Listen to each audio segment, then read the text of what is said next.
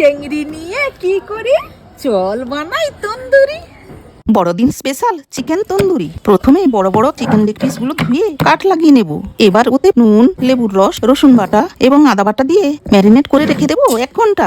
Second ম্যারিনেশনের জন্য একটা পাত্রে তেল দিয়ে কাশ্মীরি লঙ্কা দিয়ে জল ঝরানো টক দই, ধনে গুঁড়ো, জিরে গুঁড়ো, গরম মশলা গুঁড়ো, কাসুরি মেথি, হলুদ গুঁড়ো দিয়ে ভালোভাবে মিশিয়ে একটা কড়াইতে তেল দিয়ে তাতে বেসন গুলিয়ে মিশ্রণের সাথে মিশিয়ে চিকেনগুলো দিয়ে ম্যারিনেট করে রেখে দেবো আরো 1 ঘন্টা।